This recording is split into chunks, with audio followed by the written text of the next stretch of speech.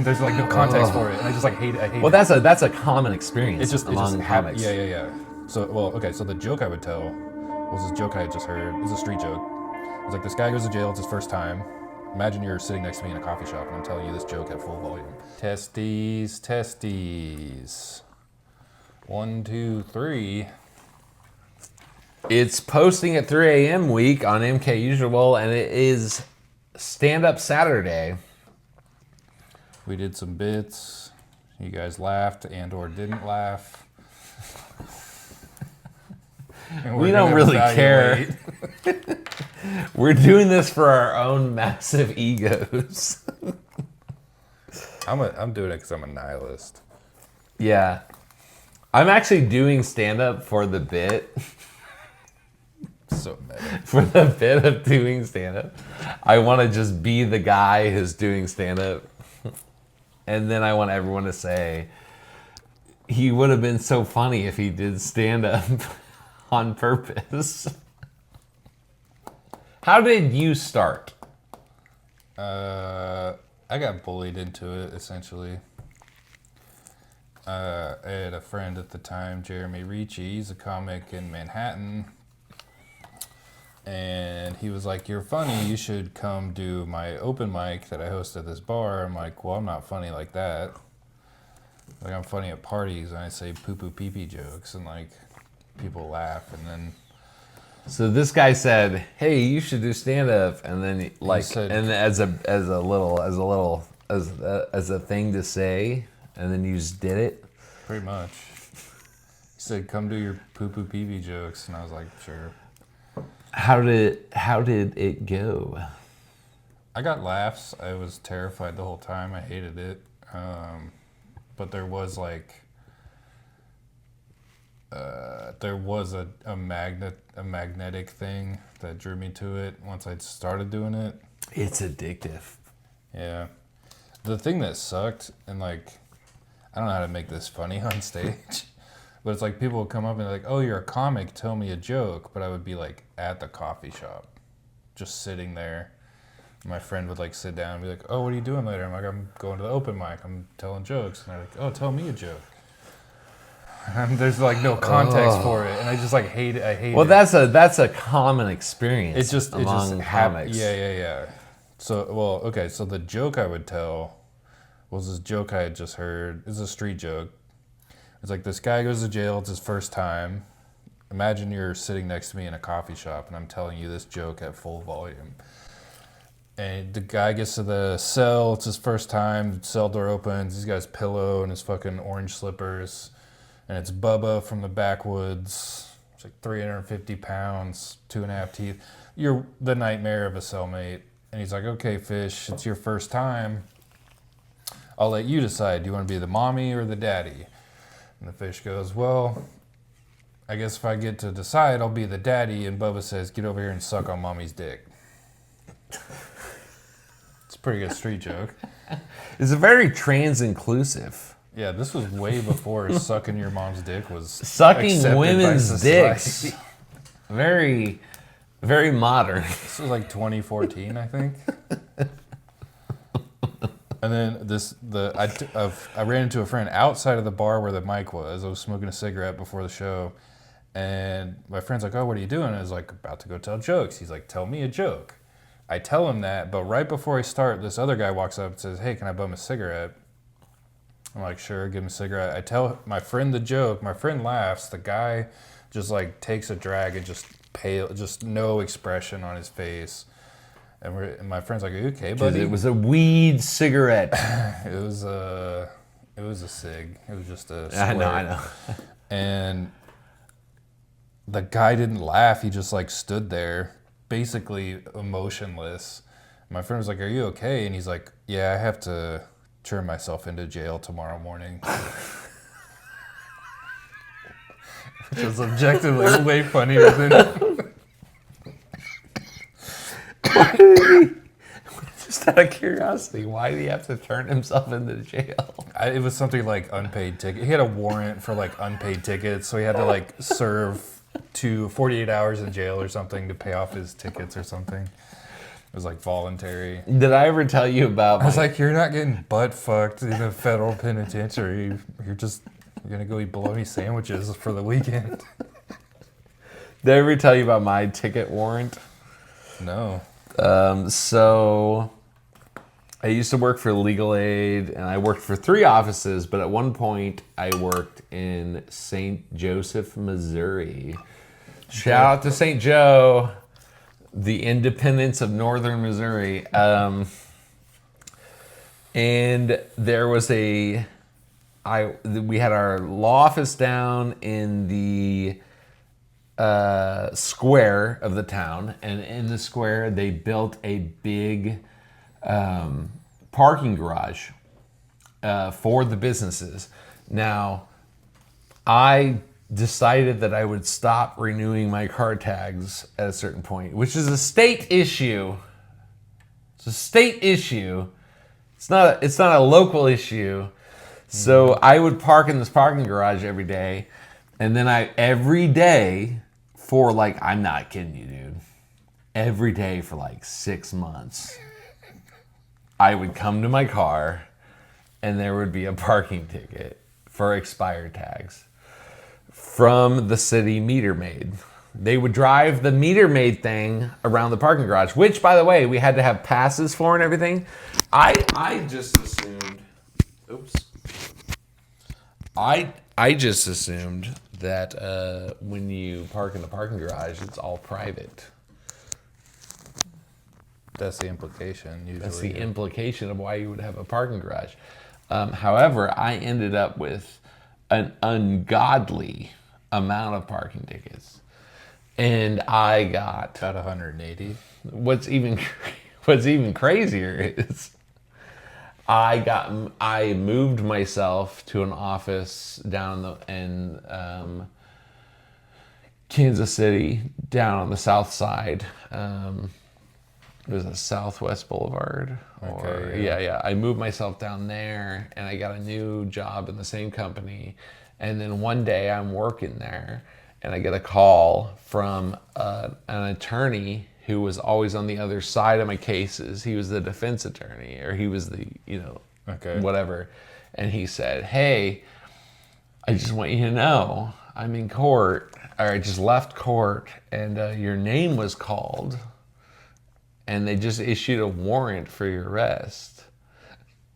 And I said, what? I said, why? And it was because of the parking tickets.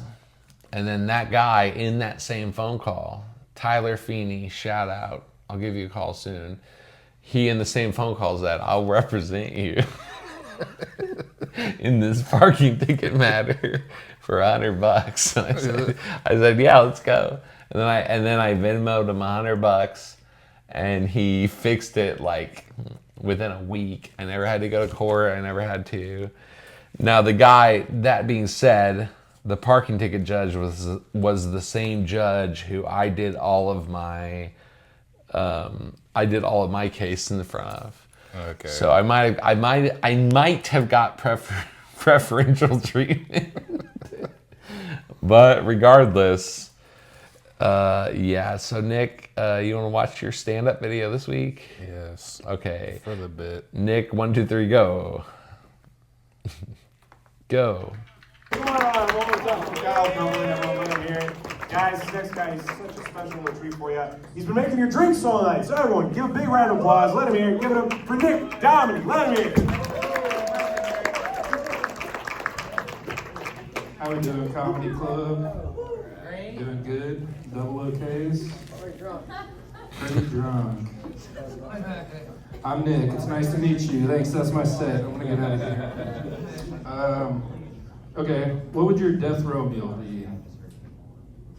You get your, imagine you're on death row. Imagine you finally kill your boyfriend. And she liked that one. You're on death row. You get to choose your meal. You can take anything. What would it be? Gosh, probably something covered in cheese, like pasta. Like fettuccine alfredo? Yeah, I can't have dairy, so I just go all in. Okay. Oh man, that'd be a fun little treat for the guy who cleans that up. Because they're, okay, yeah, that's a good one. What would yours be? Me? Yeah. A bunch of shrimp. Bunch of shrimp, okay. That'd be good. Mine would be a double bacon cheddar fur burger. Am I right, lesbian? Sorry for calling you a lesbian. There's nothing wrong with it. It's just fun to say fur burger. Oh man. I don't know. I didn't really have any. How are you doing? Good. I have nothing prepared. So, what do you do for work? Work in a kitchen. You work in a kitchen. Me too. Have you seen me do this bit before? No, thank you, because I didn't have anything prepared. I've been a chef for. What are you saying? I said I'm setting you up. Okay, thank you. Like I was saying, I worked in a kitchen also, like this guy, and I've been doing it for 20 years. And anybody worked in the service industry over here? All of it? Okay, so you can maybe back me up on this. They're unhinged lunatics. Some of them actually worship the moon, I think. They don't, it's just the fire that goes in the sky and they get scared. And they smoke nutmeg in the walk-in. That might contribute to the lunar worship. Some of them have like crushed pussy tattooed on their knuckles, you know? No? It's just, you work with normal people? What restaurant do you work at?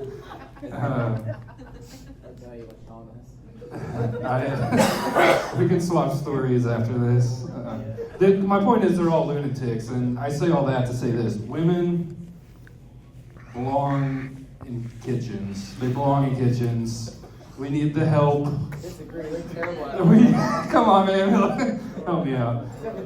This is just a joke. No, women are great in kitchens because, I mean, I don't know. We're the only ones not jizzing in the food. Yes. No jizz from the women in the food. That's 1 point for, that's making my argument for me. That's not true. It's a very progressive kitchen that you guys work in.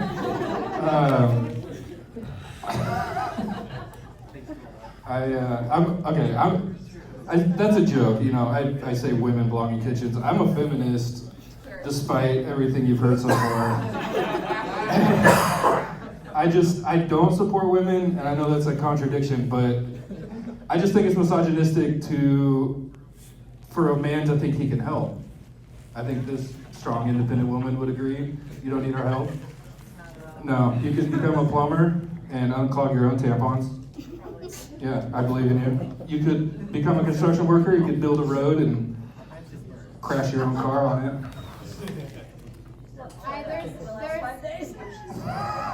There's also not much I could do with a 5'2" guy in pink Crocs. I don't get that reference, but okay. All right, I gotta get out of here. I'm not. Bye. One more time. Hey, for Nick, guy with pink Crocs. Is there a guy with pink Crocs over here? Probably. Fighting for my life. That was just a weird reference to be like my That table was husband. Mine's the same.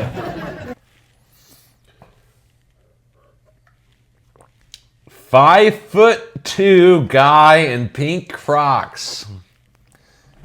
It was someone they knew, and I'm. Oh, I thought they were talking about you because you had pink shoes. And I was like, dude, Nick's like 6'2" and he's wearing like the nicest pink shoes I've ever seen. They're like a burgundy. Yeah. Like I thought that was what she was responding to. She was talking about someone else. Yeah. Then they were really hammered. They were hammered. If she was talking to you about her date, how she can't fuck her date, hammered. Yeah. Nothing they said really made sense, except for the lady who said she would eat so much pasta she would shit herself when she died. Sounds so good. Yeah. You tried to do crowd work, and then a guy said, you said, where do you work? And he said, I work in a kitchen, which was clearly a lie. Yes. And then he said, I'm trying to set you up. Yeah, I asked. Cold as ice. Yeah. Cold as ice. I think he was trying to be nice. No, he was. I'm just saying, like, the dude's cold as ice. He's like, this is my job.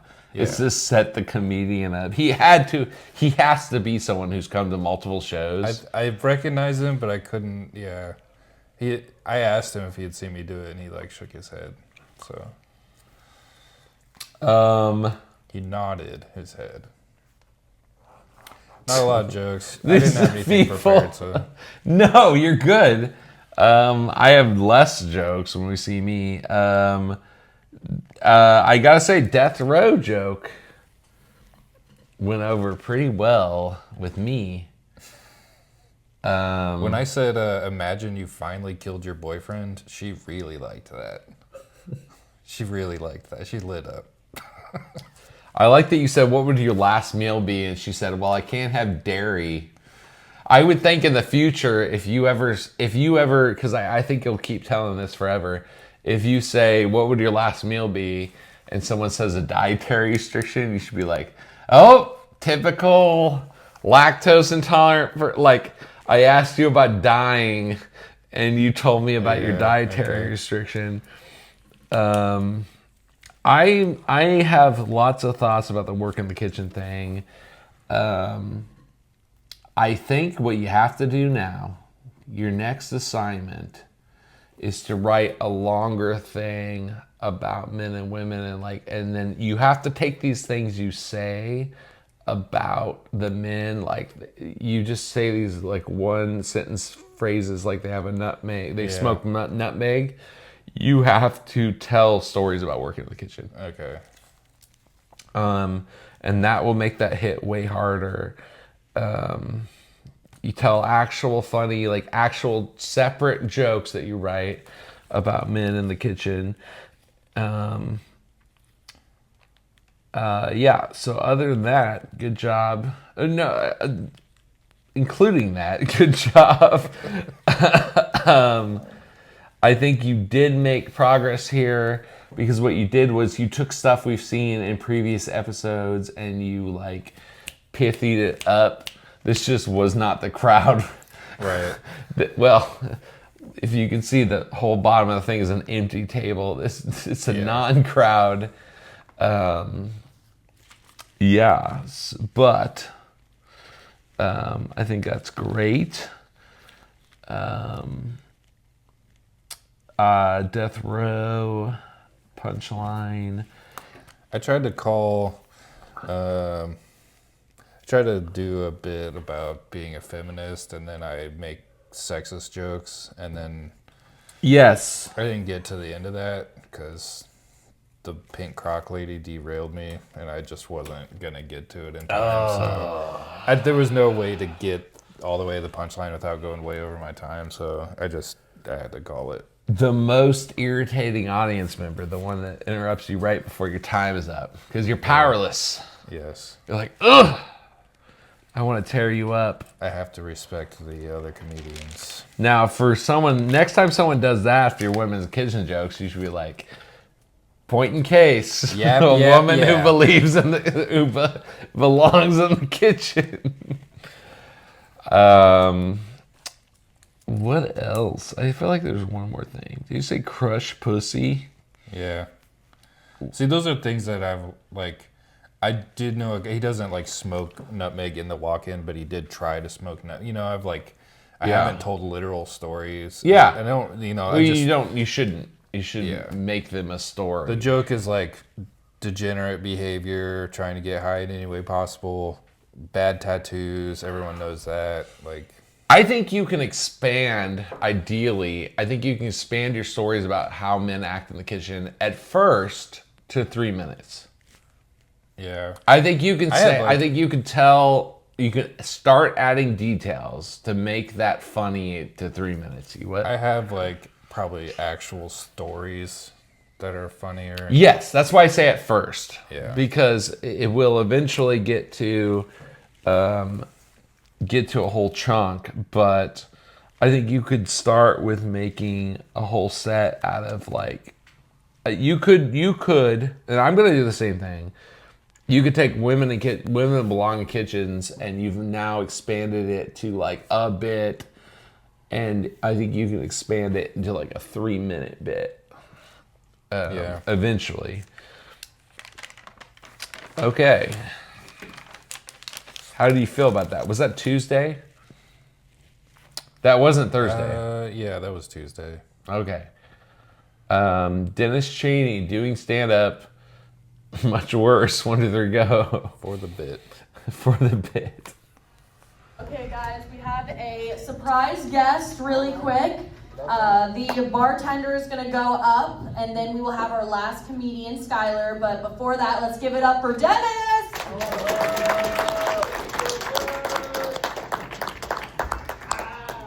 There you are, Dennis.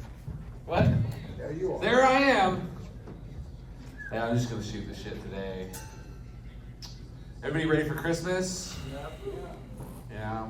Yeah. Anybody got anything cool for one of their loved ones? Yeah. What do you get? What do you get for who? I can't say. Oh, are they in the room? They are. Oh shit. Who's with you? My fiance. Oh, okay. What do you, fiance, what's your name? Sarah. Sarah, what do you think it is? Only you know. No idea. No idea? He just woohoo, dude, it better be like a car or something. Oh, that's a big time. Oh, okay, all right. Screaming. Yeah, I don't know. Got my sister a quilt.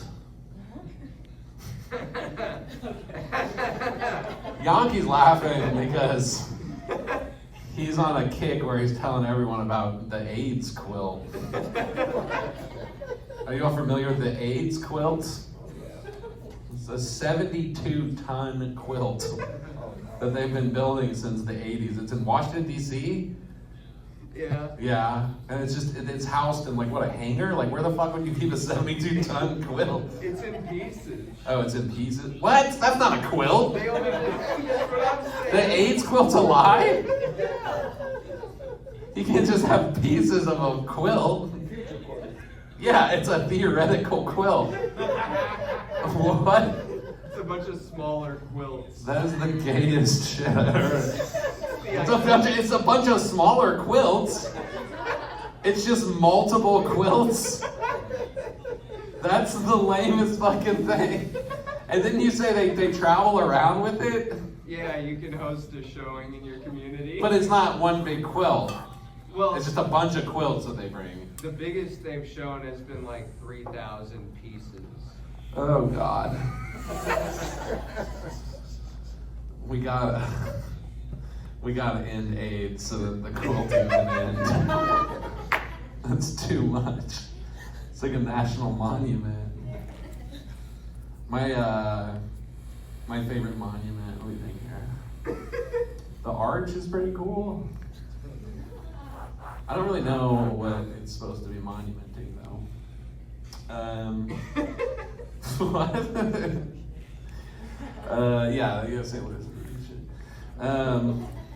What's a lame monument? Mount Rushmore. The Washington Monument is kind of lazy. Mount Rushmore? You think that's lame? That's like one of the most impressive. They carved 4 dudes in a mountain. That's pretty cool. I feel like lame. Okay, the Vietnam Memorial. Can't believe I just said that on camera. Pretty lame. Just a wall with names on it. It's very AIDS quilt-esque. Anyway, I hope you aren't all laughing because Yankee came up here and did 4 minutes on the AIDS quilt already. You're like, why is everybody talking about this fucking AIDS quilt? I don't know. What am I gonna get my mom for Christmas?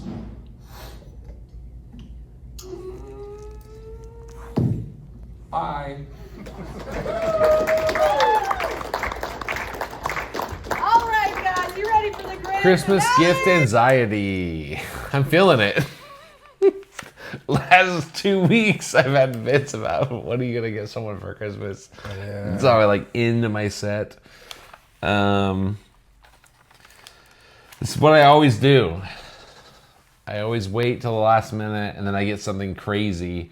I spent $700 on Shania Twain tickets last year. It was nasty. It was nasty.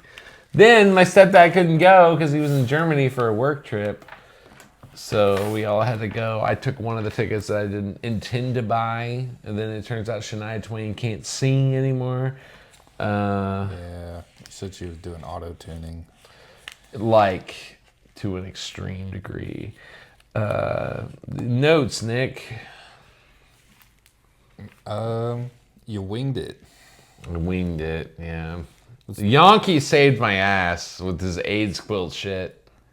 Yeah, he was having a good time. He loves AIDS quilts. Guy loves AIDS. Quilts.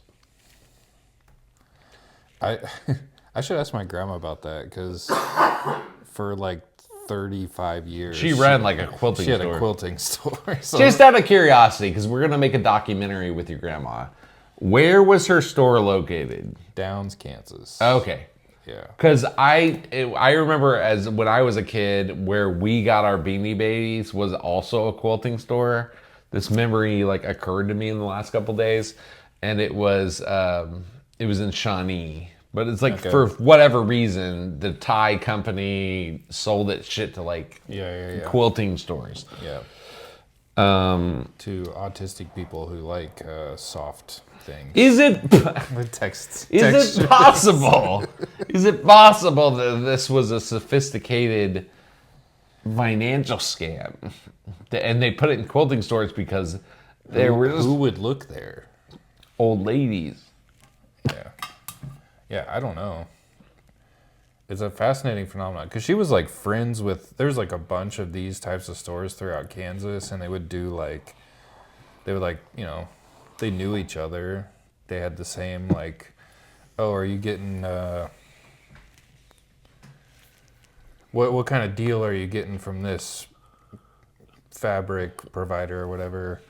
And there's also like the garment district in downtown KC is where they used to actually have a market. Like all the way back, the river boats would bring fabric into this. It's like at, what is that, 6th and Main or something like that. Well, yeah. Just again, we'll save that for the documentary. Yes. That's our first long form video. We're going to call her the Scarface of Beanie Babies. And we're going to edit her snorting. We're going to make her sit here and snort a big mound of fake cocaine. The beans from the Beanie Babies. The beans from the Beanie Babies. What I am proud of. My grandma's so nice. She's probably never even been in the same room as cocaine in her entire life. Oh, yeah. Neither have I. Yeah. Total piece of shit set. You'll never see any of that again. However, thank you to Andrew Yongi. I'm losing my voice. Thank you to Andrew Yongi for saving me with the AIDS quilt. You gave me some good crowd work, although I don't count it because you're not the crowd. Yeah. But the crowd got entertainment out of it. The only thing I was proud of was the only thing that might be reused is that the Vietnam Memorial is a piece of shit memorial. That's the only thing that makes me laugh inside my head when I rewatch this. It's a pretty hot take. Honestly, pretty lame. I went there when I was in. It is lame. I lived in DC. Oh yeah, okay. So you know, people take their paper and it's very sentimental, but it's also like a strange.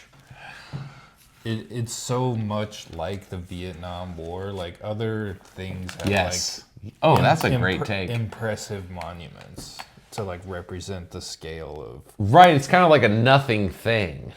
Which like is how the Vietnam vets were treated. Vietnam was not even a war; it was a police action. Right, and that's how they were treated when they came back. Was like, well, you guys get a wall.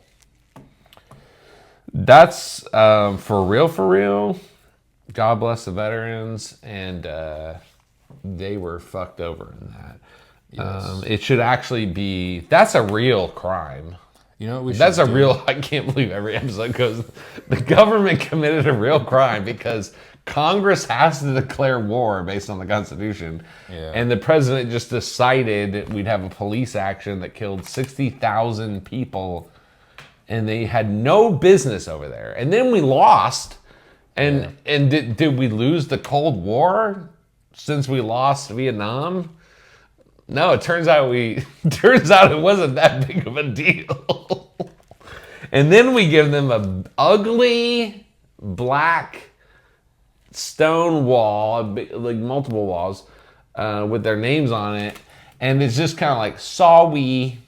I'm sorry. Everyone else gets like a guy planting a flag in something, or a guy with a big gun, or a guy with a sword. Vietnam gets a bunch of names, and we're like, sorry for doing that to you.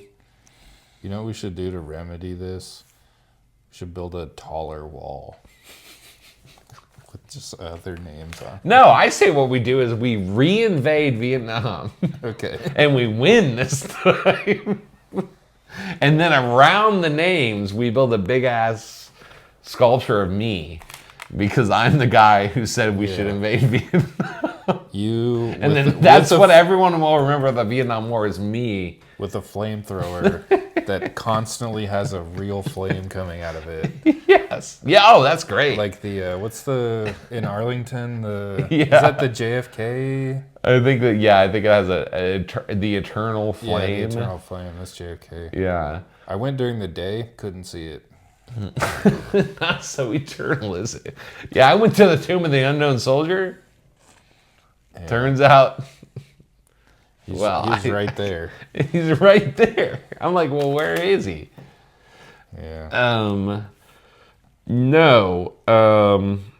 Our government is monstrous. Should do more Vietnam bits. Yeah, I should do a lot more war crime bits and illegal war bits. I got in trouble in high school about Vietnam. I got in trouble in first grade about talking about the Gulf War. Okay, go on, please. This is insanely interesting. What happened? My friend and I, like, we were like... This is like while the Gulf War was happening. If I know your age and my age, this is like while it was happening. It was like real time. We were like, I would like stay up with my parents and we would watch the news. That was the first televised war. Because you would see like Apache helicopters or A-10 Warthogs or like soldiers in Humvees. I was like, oh, this is fucking cool. Right. And I would just beg my parents to like stay up and let me watch war on TV. Yeah, can we watch the war?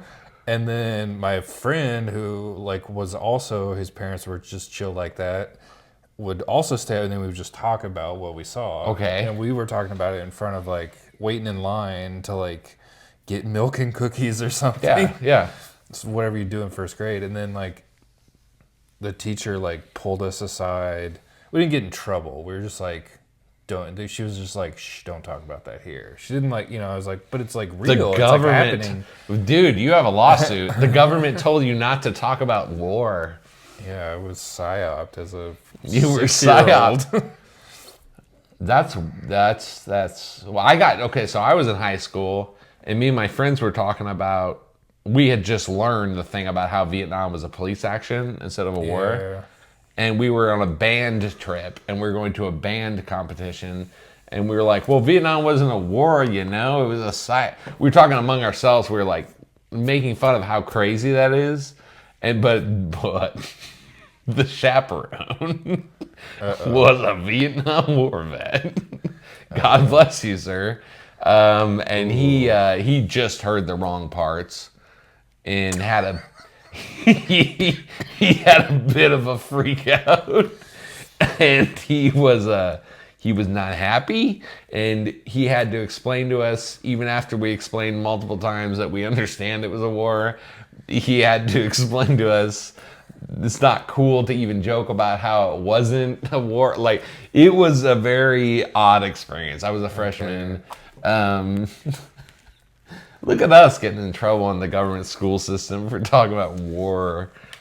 Just acknowledged war crimes and then tell you to shut the fuck up. Funny how that works. Yeah, it's weird. Anyway, great set. Set. That's not a set. That might be that could possibly, for a couple of years, be my last set at the Comedy Club in Kansas City. Well, I just quit my job. Dennis had a big day today. I had a big day. Then I went and visited my grandma, and I was going to watch SNL, but Nick got home early. So now I'm stuck doing this. But also it's Friday. Yeah. We love you.